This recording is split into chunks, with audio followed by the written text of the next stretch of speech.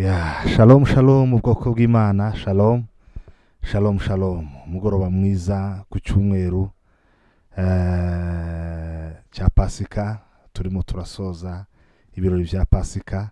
Turashima Imana yabanye natwe, turashima Imana yadufashije kuva kuwa gatanu n'ejo hashize kuwa gatandatu. Uyu munsi ku cyumweru twabanye mu gitondo, aho twagerageje kuganira umurimo w'Imana n'uburyo umurimo wo gukora no gucungura abantu wari umurimo ukomeye w'agaciro kadasanzwe.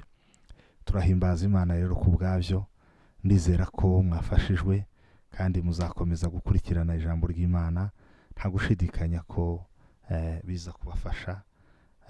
Ndongera kubaha ikaze nk'uko nari bahaye mu gitondo abari hirya no hino. Calvary, Imana ibaha umugisha. Abari mu Rwanda umugoroba mwiza, Nairobi umugoroba mwiza, Bukavu umugoroba mwiza, aho muri hose umugoroba mwiza. Ba Calvary, abari US, abari Europe, abari Asia, abari Australia, Imana ibaha umugisha kandi bagirire neza.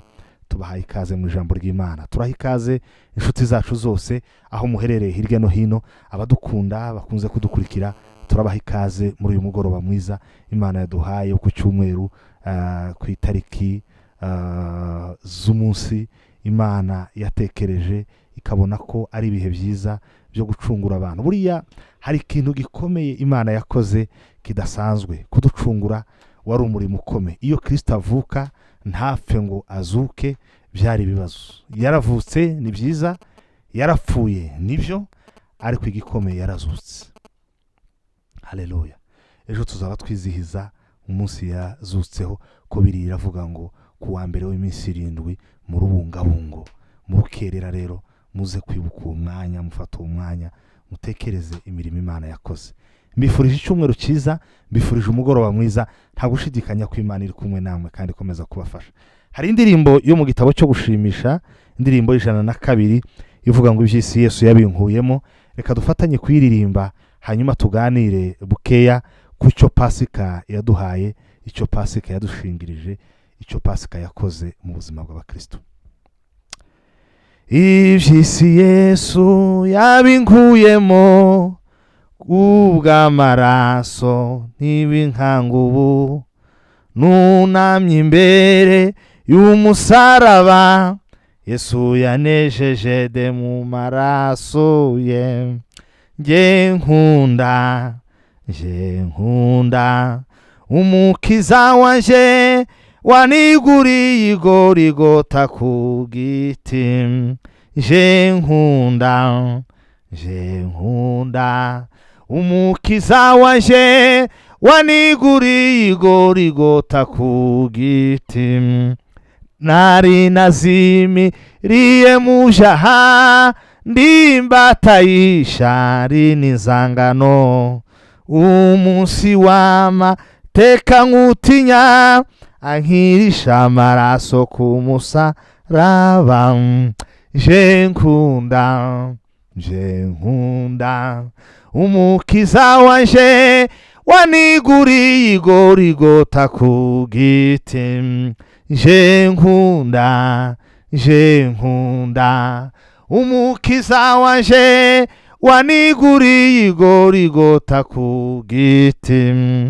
Je nari mbata mpumudendezo, je nari mpumyi arampumura. Je nari ntumbi maze aranzura. Nimwumva yo mahoro Yesu yampaye, nimwumva yo mahoro Yesu yampaye. Je nari mbata mpumudendezo, je nari mpumyi arampumura. Je nari mbata umudendezo, nimwumva yo mahoro Yesu yampaye, nimwumva yo mahoro Yesu yampaye. Je nari mbata mpumudendezo, je nari mpumyi arampumura. Je nari ntumbi maze aranzura. Nimwumva yo mahoro Yesu yampaye. Je nkunda umukiza wanje waniguriye igorigota ku giti. Nje nkunda umukiza wanje waniguriye igorigota ku giti. Ndaguhimbaje Mana ya Iburahimu, ndagushira hejuru Mana y'imbabazi n'urukundo, Imana iri hose, Imana izi byose, Imana idahinduka, Imana yaremye byose.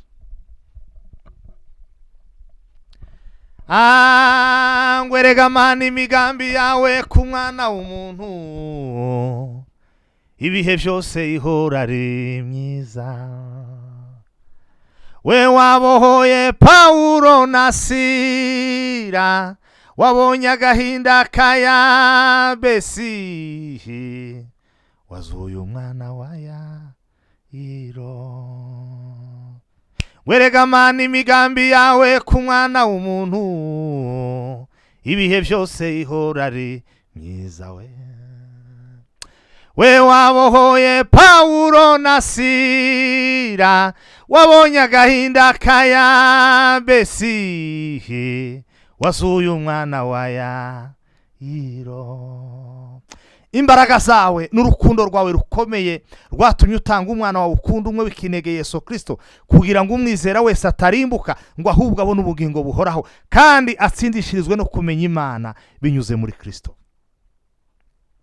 Niwe nzira n'ukuri n'ubugingo Kristo. Imbaraga zawe ziri kumwe natwe, warabidusezeranije ngo sinzabasiga nk'imfubyi, ngo ahubwo nzabasigira umufasha, nzaboherereza umufasha, ngo kandi birakwiriye ko ngenda, ngo kuko ningenda nibwo azaza. Mufasha wawe turamukeneye muri iki gihe. Dukeneye umufasha, dukeneye gutabarwa, dukeneye imbaraga, dukeneye ububasha, dukeneye ubushobozi, dukeneye kwibukwa nawe, dukeneye guteturwa, dukeneye guterwa iteka. Niwe Imana ikomeye, niwe Imana ishoboye, niwe urengeye byose, niwe uzi byose. Nta na kimwe cyashobora kurogoya umugambi wawe. Imbaraga zawe zazuye Lazaro mu bapfuye ziri kumwe natwe. Niko ijambo ryawe rivuga, ngo imbaraga zazuye Yesu Kristo mu bapfuye, ngo izo nizo zigendana n'abizera. Nguhimbareje uyu mugoroba mwiza, nta gushidikanya kuri kumwe natwe. Twibutse Pasika, kuva kuwa gatanu twavuze kuri Pasika, ejo kuwa gatandatu twavuze Pasika, mu gitondo twavuze Pasika. Turagira ngo tuganire ndetse twibukiranye bimwe mu byo Pasika yadufashije n'ibyo yadukoreye. Ndagira ngo buri muntu wese abyakire nk'ibye, kandi bidufashe uturinde kurindagira no kurindagizwa n'isi n'abadayimoni. Icyubahiro ni cyawe, ubutware n'ubwawe, ibihe byose mu izina rya Yesu, amen. Bwoko bw'Imana, Imana ibaha umugisha. Reka dusome ijambo ry'Imana mu rwandiko rwa kabiri Pawulo yandikiye Abikorinto, igice cya 5 umurongo wa 21. Bakorinto ba kabiri igice cya 5 umurongo wa 24 na 4 na 1 plito, haravuga ngo kuko utigeze kumenya icyaha, Imana yamuhinduye kuba icyaha ku bwacu, kugira ngo muri we duhinduke gukiranuka kw'Imana. Amen. Kuko utigeze kumenya icyaha, Imana yamuhinduye kuba icyaha ku bwacu, kugira ngo muri we duhinduke gukiranuka kw'Imana. Amen. Imana ibagirire neza, Imana ibaha umugisha bwoko bw'Imana. Mugoroba mwiza nshuti z'Imana, mugoroba mwiza nshuti za Calvary, by'umwihariko mugoroba mwiza kuri Calvary mwese, Calvary members aho muri hirya no hino. Mbifurije umugisha w'Imana, mbifurije amahoro ava kuri Kristo, adaturuka mu gukiranuka kwacu, ahubwo dukomora mu kubaho kw'Imana binyuze muri Kristo Yesu witanze akaba igitambo kidukuraho ibyaha. Ndagira ngo muri uyu mugoroba mwanya mutoya tuganire ijambo ry'Imana. Ni mukanya twari kumwe, nje nibwo nari mvuye hano, ariko nagarutse, nari ngiye kuruhuka, ngarutse kugira ngo tuganire ijambo ry'Imana, tugerageze kuganira imwe mu mirimo ikomeye Pasika yakoze mu buzima bwacu bw'abakristo. Hari ibikorwa bijya bibaho bigasiga ingaruka runaka nziza, bigasiga umurage. Pasika ni igikorwa kidasanzwe Imana yakoze ubwayo ikoresheje umwana wayo ikunda Yesu Kristo, kandi hari umurage cyadusigiye. Ndagira ngo tuganire imirage 6, ubundi ni 12, ariko ndayivuga muri 6 kuko 6 yangloba yose ko ari 12 twaherewe muri Pasika. Pasika buriya niryo shingiro ry'ibyiringiro byacu, ni ishingiro ry'umunezero wacu, ni ishingiro ryo kwizera kwacu, nicyo kintu cyangwa nicyo gikorwa itorero ryari rikeneye kugira ngo ribeho, kandi nicyo kintu isi yari ikeneye kugira ngo yongere yiyunge n'Imana. Pasika nicyo kintu itorero ryari rikeneye kugira ngo ribeho, Pasika nicyo kintu isi yari ikeneye kugira ngo yongere Imana iyivumerere. Abantu bari bakeneye Pasika kugira ngo bongere basubirane agaciro bahoranye. Umuntu yari akeneye Pasika kugira ngo yongere asubirane agaciro yahoranye. Umuntu yari akeneye Pasika kugira ngo yongere ahindukire, Imana nayo ihindukire, bahuza amaso. Buriya Pasika niyo yonyine gusa twari dukeneye kugira ngo twishime. Kw'ibyishimo byacu ntibishingiye ku mamodoka, ntibishingiye ku marisansi, ntibishingiye ku bagabo beza n'abagore beza, ntibishingiye ku kubyara no kutabyara cyangwa ibindi. Ibyishimo by'abakristo bishingiye kuri Pasika, bishingiye kuri Kristo. Niyo mpamvu mu bukene bwacu tujya twishima, abatarabyaye baza bishima kuko bafite Kristo, bibuka Pasika, ababyaye bakishima kuko bafite Pasika, abari kure barishima, abari mu byaro barishima, abatunze barishima, abakene barishima, abambaye ubusa barishima, abambaye barishima, buri muntu wese arishima as long as azi Kristo wabambwe ku musaraba i Golgotha, agapfa kandi akazuka atsinze Satani n'urupfu na kuzimu. Buriya Pasika niyo twari dutegereje kugira ngo twizere, Pasika niyo twari dutegereje kugira ngo tugire ibyiringiro, Pasika niyo twari dutegereje kugira ngo tugire ibyiringiro byo gutegereza ijuru. Navuga amagambo menshi, hari ibintu byinshi Pasika yakoze, ariko nyemerera mvuga ibi bintu bikeya. Icyambere, Pasika yakoze ikintu kidasanzwe.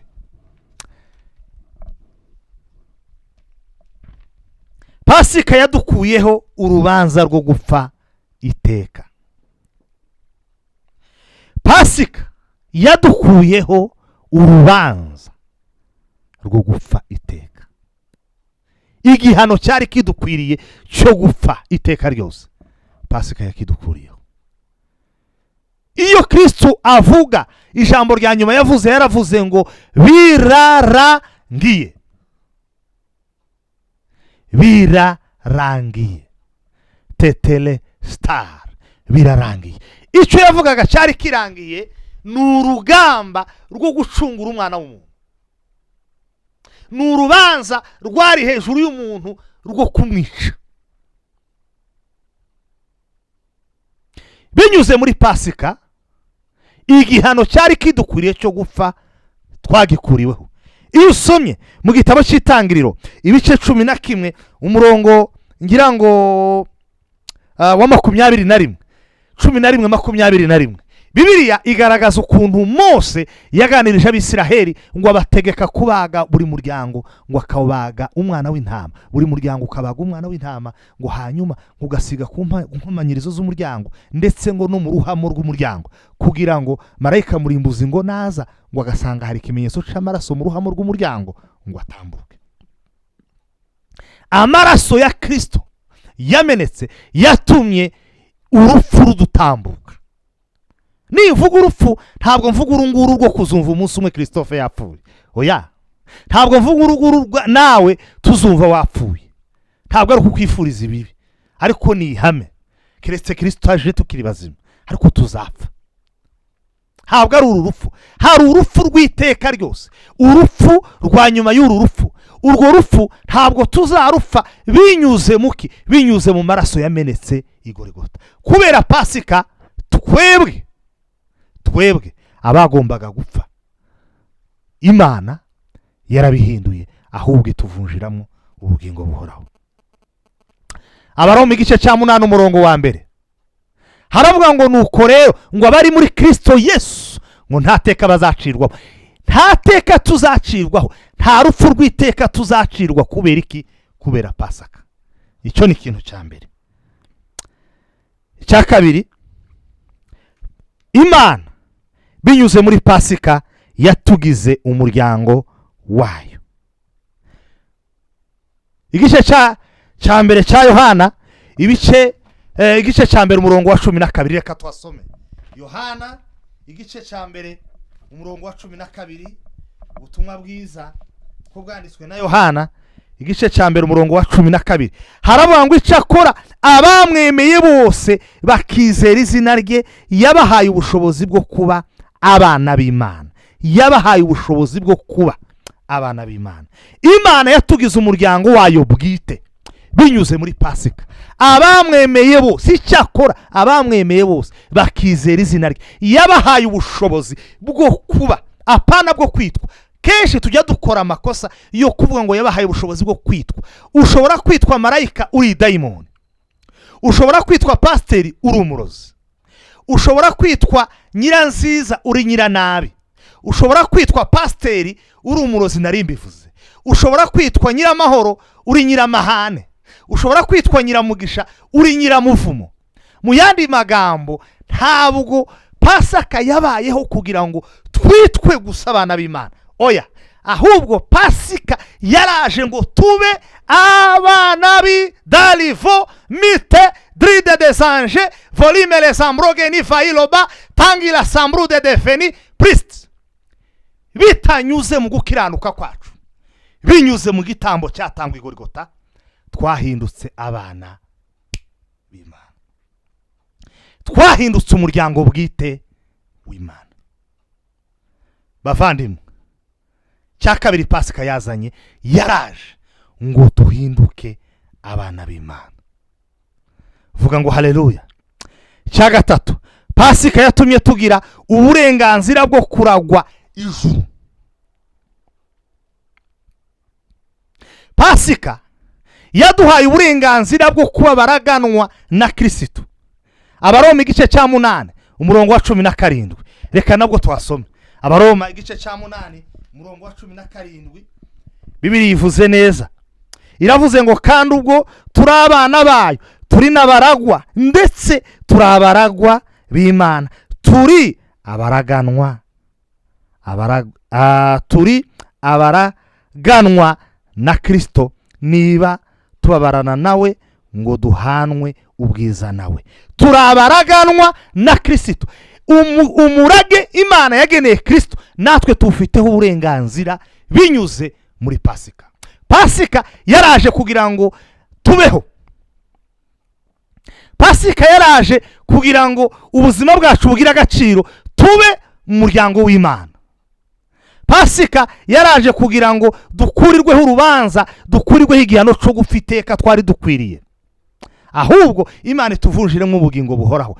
Gatatu, Pasika yaraje kugira ngo tuba baraganwa na Kristo. Imigisha yose Imana yaraze Kristo, natwe tuyigireho uburenganzira, turabaraganwa na Kristo. Utazabiragwa ni uzaba ubyiteye, ntizabiturutse ku Mana, kuko yatanze ibyasabwaga byose.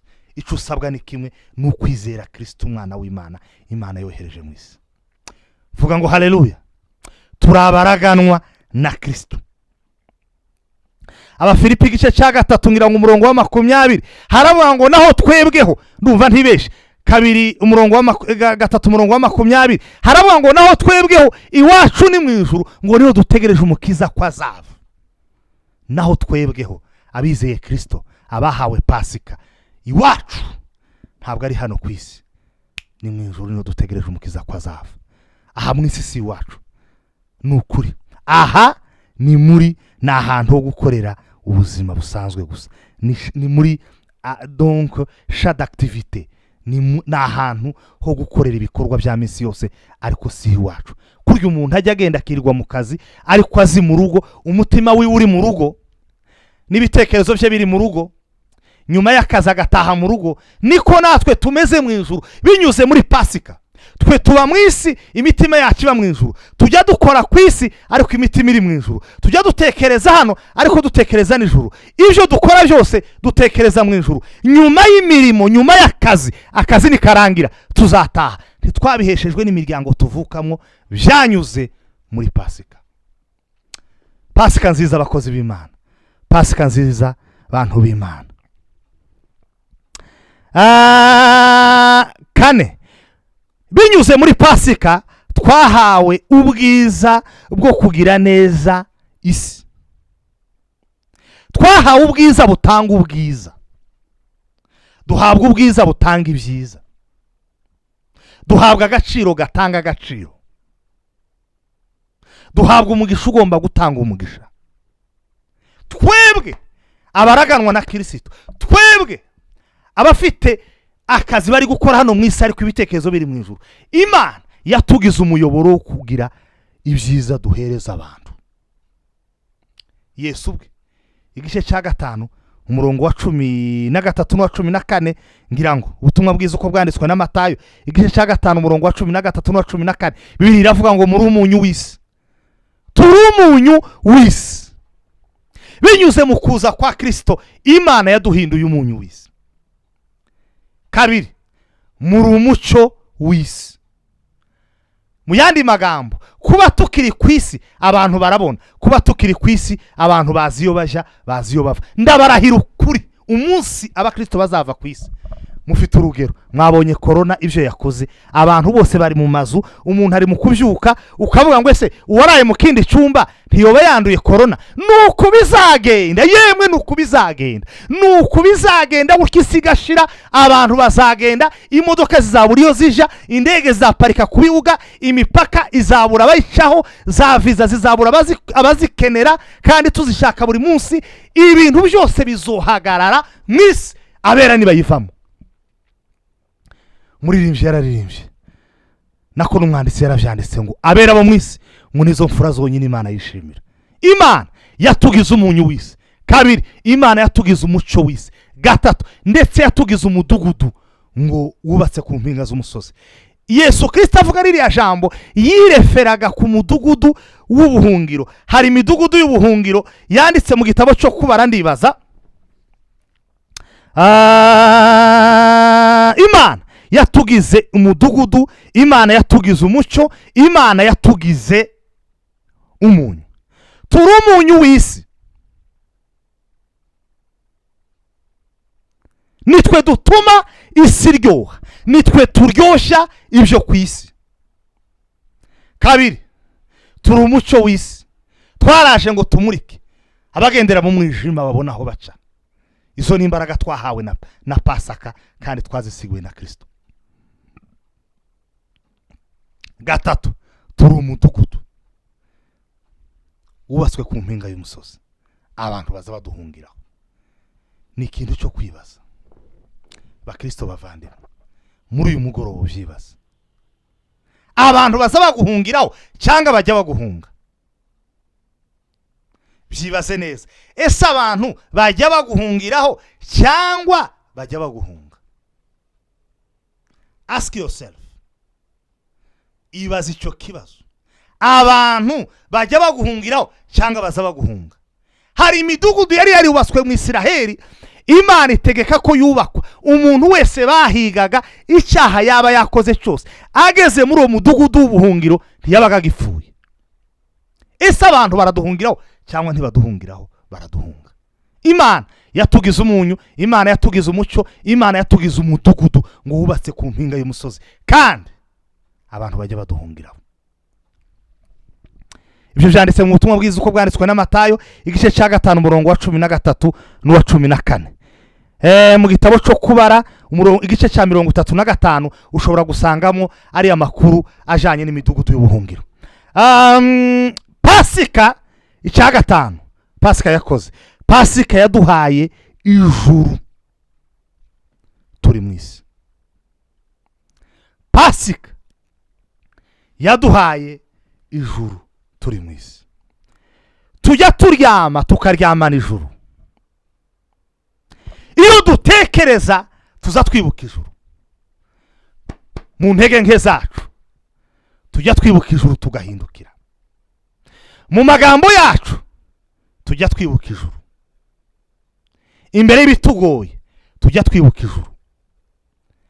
Pasika yaduhaye gutekereza ijuru, si ukuritekereza gusa, turarigendana. Abakorinto ba mbere igice cya 4 umurongo wa 10, Abakorinto ba kabiri igice cya 4 umurongo wa 10, haravuga ngo tugendana mu mibiri yacu iteka urupfu rwa Kristo, ngo ubugingo bwa Yesu nabwo bugaragarire mu mibiri yacu. tugendana iteka urupfu rwa Kristo, tugendana iteka Kristo muri twebwe, tugendana iteka ijuru muri twebwe. Nubwo dutuye mu Rwanda, nubwo turi abanyarwanda, nubwo hari abakomotse Uganda, nubwo hari abakomotse Burundi, nubwo hari abavuye hehe, nubwo hari abatanzania, nubwo hari abajibusye, nubwo hari abataliyani, nubwo hari abanyamerika, nubwo hari abasenegale, nubwo hari ababurkinabe, nubwo hari abrazaviwa, nubwo hari abakongole, nubwo hari abanyamurenge, nubwo hari abanyafurika y'epfo, nubwo hari abazulu, nubwo bimeze kuriya na kuriya, ni ukuri tuza tugendana ijuru muri twebwe, tugendana iteka urupfu rwa Kristo muri twe, kugira ngo ubugingo bwa Yesu nabwo bugaragarire mu mibiri yacu. Pasika yafashe Kristo iramudusingiriza, ifata imibiri yacu isingiriza Kristo. Cyo ni cya gatandatu, Pasika yatugize abakiranutsi. Niho twasomye. Haleluya, haleluya torero ry'Imana, haleluya torero ry'Imana. Umuririmbyi yararirimbye aravuga ngo Uwiteka umucamanza, ngo iyambonyeho iki? Iyambonyeho iki? Iyambonyeho amaraso, ngo ntashira urubanza rubi, ngo ahubwo anyita ukiranuka.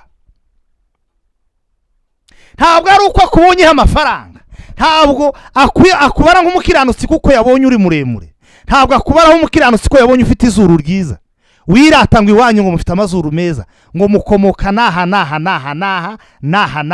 Oya, ntabwo ari ibyo. Uwiteka umucamanza iyambonyeho amaraso. Twahasomye muri Yohana igice cya mbere umurongo wa 14 n'uwa 15. Abamwemeye bose, abashinwa, abanyamerika, abarundi n'abarundikazi, abanyarwanda n'abanyarwandakazi, abagande n'abagandekazi, abasenegale, ababrazaviwa, abakongole, abantu bose ngo bemeye izina rye, abamwizeye bose bakizera izina rye, ngo yabahaye ubushobozi bwo kwitwa abana b'Imana. Pasika yaraje ngo itugira abakiranutsi kandi twara abanyabyaha. Uwiteka umucamanza, ngo iyambonyeho amaraso ntanshira urubanza rubi, ngo ahubwo anyita ukiranutsi. Ibi ni ibintu bitandatu Pasika yaje kudukorera. Ko Pasika yaje kugira ngo ugire uburenganzira kuri ibi byose, ujya wumva Pasika yarakugezeho, nimba itarakugezeho, fatanya naje dusenga Imana. Wiyeze aho kuri ekara hari nimero ushobora guhamagara, ushobora guhamagara n'umushumba muziranye, ukiyeza kugira ngo Pasika yongere ibe muri wewe. Yazanwe no gushaka ngo cyari kizimiye, cyari cyarazimiye, kandi wari warazimiye nije nawe. Dufite uburenganzira ku masezerano, dufite uburenganzira ku mirimo Kristo yakoze. Niyo mpamvu ukwiye kugerageza Pasika igaterwa muri wewe. Ibyo Pasika yaje kumara mu isi bikakugeramo byose uko byakabaye, ukabarwa nk'umukiranutsi nubwo uramunyabyaha. Ikindi ukaba umucyo w'isi, ukaba umunyu w'isi, ukagira agaciro, ukagira imbaraga zo guha agaciro bidafite agaciro, kuryoshya bitaryoshye, kumurikira hari umwijima. Pasika yaduhaye uburenganzira ku ijuru. Pasika yaduhaye kuba baraganwa na Kristo. Pasika yaraje kugira ngo tu umuryango w'Imana. Pasika yaraje kugira ngo dukurweho icyaha cyo kurimbuka burundu, gupfa urupfu rw'iteka ryose. Imana ibafashe, Imana ibaganze, Imana ibane namwe. Muri uyu mugoroba mubone ukuboko kw'Imana, mubone imbaraga z'Imana. Imana ibateturure, Imana ibatera iteka. Iyi Pasika ibabera idasanzwe. Ndabizi twagomba kunywa igaburo ryera. Nababaye cyane kuvuga ngo Pasika irarangiye tutanywa igaburo ryera. Ariko ngewe ndarinywa mu rugo nimugoroba, numvise ngomba kunywa igaburo ryera, ngasenga, ngafata igaburo ryera, nkanywa nabo mu rugo. Nawe ugerageze ufata umwanya usenga Imana, ubwira Imana ngo Mana ndagushimiye, nibi nabyo ntibyagutunguye, urabizi icyo nzi kandi mpa agaciro. Pasika yaraje, kubwa Pasika ndi umuraganwa na Kristo, kubwa Pasika ndi umukiranutsi, ntabitewe n'imirimo yanje, mbitewe n'umurimo Kristo yakoze. Shalom shalom, Imana ibagirire neza. Reka dusenga Imana. Uhoraho Mana y'imbaraga n'ubutware,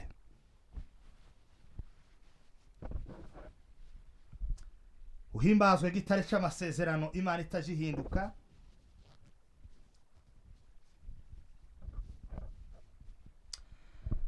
Oh, nakulilia wewe, unisikie Mesia we, kanami Mesia we. Nakulilia wewe, unisikie Mesia, kanami Mesia. Ai gorde mena fare de brojene fare de grefeni de brozeni mai.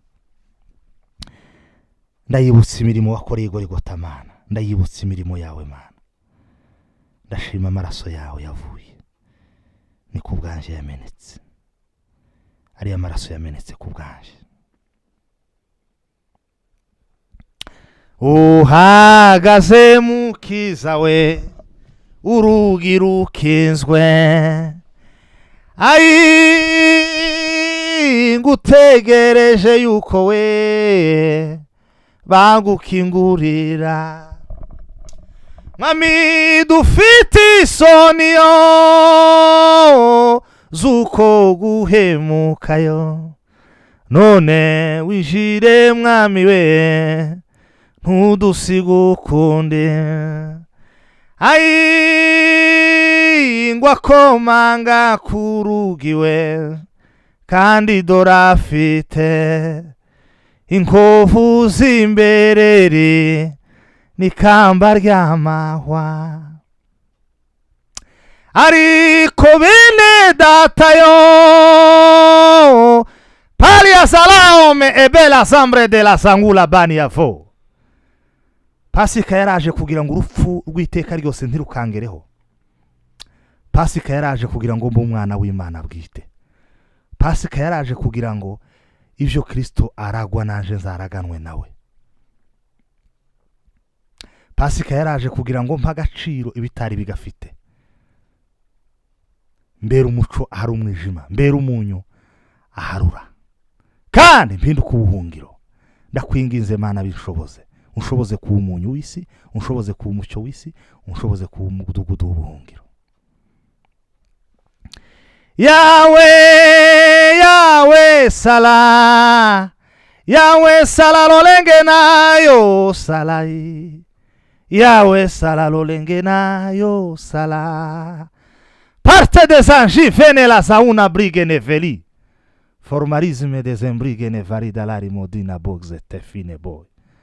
Ancora des occasions veni brige ne cas du beni faido, far de ma de banze gini vur de monisto prighe des eshi, deschirema de base de venigor. Au canize de meniforbre des andi lagoi, janga janga janga janga janga. Vagues mystiques beniforme de brejeniger, article de provision de masse, monde de brevenigaria. Reka Pasika yongera inzemu, reka Pasika yongera ingire mu imbaraga, reka Pasika umuriro wa Pasika, imbaraga za Pasika, ubushobozi bwa Pasika bwongere bumbemo. Abakwemera bose bongere bumva umuriro wa Pasika, bongere bumva imbaraga za Pasika.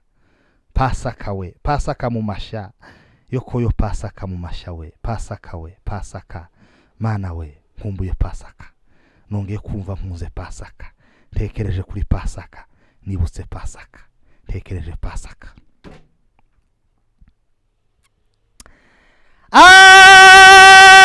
Guno mumanano gwangengeza we, gundi mumanano gugaba higuluwe, kweri guno mumanano gwangengeza, ugundi mumanano we gugaba higuluwe. Guno mumanano gwangengeza we, gwangengeza i. Carde de mole sambre de feni, occasion des ambrighe ne varide amuna zaungani. Amartite des embrighe ni veri de brobene gaula zamiste de vonike. Ashorme des envighe ne mari de brobene gore de ves.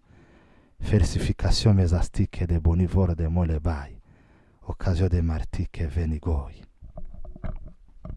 uri Imana y'imbaraga, uri Imana y'ubushobozi, ntuje unanirwa kandi ntuje urukugira, uri intwari ku rugamba Mana.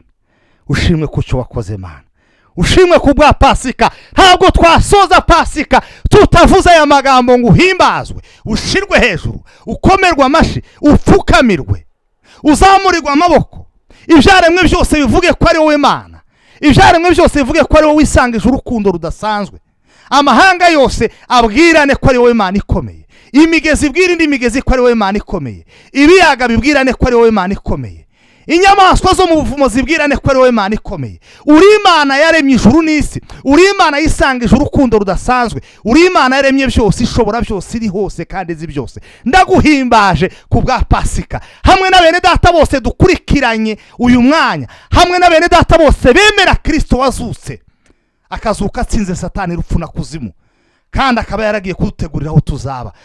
Duhimbaje izina ryawe, dushize hejuru gukomera kwawe, tuvuze ko ari wowe Mana ikomeye, dushize hejuru ubutware bwawe, duhaye agaciro umurimo w'Igorigota. Ushimwe Gorigota, ushimwe Gorigota, ushimwe umurimo w'Ikaruvari, ushimwe Karuvari, ushimwe Gorigota. Habwa agaciro Karuvari, habwa agaciro Gorigota, shigwa hejuru Mana y'imbaraga. Watumye Gorigota ibaho tugacungurwa, hakamanikwa igiti kikamanikwaho abantu, ariko kikongera kikamanikwaho udasanzwe, uwaruje gucungura isi. Isi irabimenya, ubutaka burabimenya, ibitare birabimenya, ijuru rirabimenya, izuba rirabimenya. Wa Mana nyirimbaraga we, haye agaciro umurimo wakoreye Gorigota.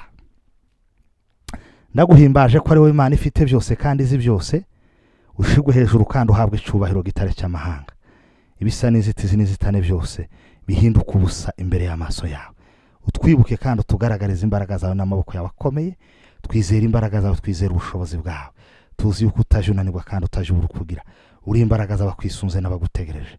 Icubahiro ni cyawe Mana y'imbaraga, ushigwe hejuru gitare cy'amahanga, uhimbarizwe kunesha wisangije nk'Imana, kandi ushigwe hejuru kuko ari wowe Mana ikomeye, igira imbaraga zo gucecekesha no kurandura imyuka y'abazimu n'imbaraga z'abadayimoni.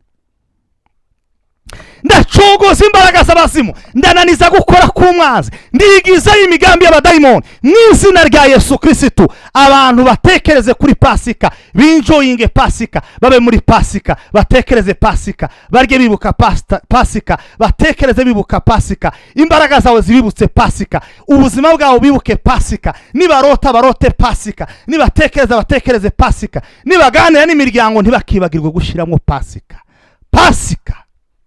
Pasaka ya Bwana, Pasaka ya Kristo yaje kugira ngo duhabwe ubugingo, duhindurirwe amateka, duhindurirwe abaragwa mu bwami bw'ijuru. Icubahiro ni cyawe, ubutware n'ubwawe. Nguhimbarije ko ari wowe Mana izi byose kandi ifite byose. Uhimbazwe gitare c'amahanga, ubu n'ibihe bidashira, mu izina rya Yesu Kristo, amen. Reka twongere dusenge bavandimwe, dusengere imiryango yacu, dusaba Imana kugira ngo Imana igoteshe imiryango yacu amaraso ya Yesu Kristo, nk'uko amaraso y'abana b'intama yarengeye Abisiraheli cyari ikimenyetso ca Pasika. Pasika itubera ikimenyetso, kandi kubw'iyi Pasika Imana irindi imiryango yacu ibyago n'amakuba, bya korona ndetse n'ibindi byose. Uwiteka turemere umudugudu w'ubuhungiro, kandi amaraso ya Yesu Kristo agote imiryango yacu, tugire faveri y'umwihariko. Mana mu izina rya Yesu ndasenze, amaraso ya Yesu Kristo agote ubugingo bwacu, agote imiryango yacu, agote igihugu cacu, agote uturere tubarizwamo, agote ingo zacu, ibipango byacu, muri salo, mu byumba byose, mu madushe, ahariho hose tuja mu ngo zacu. Amaraso ya Yesu Kristo tugote, imbaraga z'Imana zinyuze mu maraso ya Yesu Kristo bitubeho.